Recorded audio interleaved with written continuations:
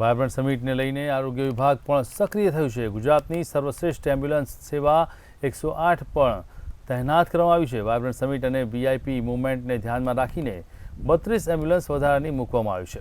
અમદાવાદમાં હાલ 104 અને ગાંધીનગરમાં 14 એમ્બ્યુલન્સ કાર્યરત છે, ત્યારે આ સિવાયની 32 એમ્બ્યુલન્સ વીઆઈપી મુવમેન્ટ દરમિયાન ખડે પગે રહેશે। करूँ तो अमदावाद जिल्लाની અંદર 104 એમ્બ્યુલન્સીસ કાર્યરત છે। એ સિવાય ગાંધીનગર જિલ્લાની અંદર 14 એમ્બ્યુલન્સીસ કાર્યરત છે। પણ વાયબ્રન્ટ સમિટને સ્પેસિફિક માટે 32 એમ્બ્યુલન્સ અમે ડિપ્લોય કરેલી છે।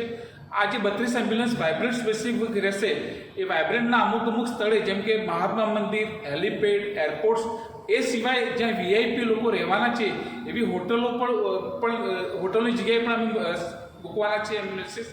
એ સિવાય પ્રી વાયબ્રન્ટની વાત કરું તો પ્રી વાયબ્રન્ટમાં પણ 3 થી 4 ઇમરજન્સી કેસ આવી ગયા છે, અને આ કેસીસની અંદર ટૂંકા સમયની અંદર ઓછા રિસ્પોન્સ ટાઈમમાં પેશન્ટ સુધી પહોંચી અને નજદીકની હોસ્પિટલમાં પહોંચાડેલી છે। એ સિવાય દરેક હોસ્પિટલ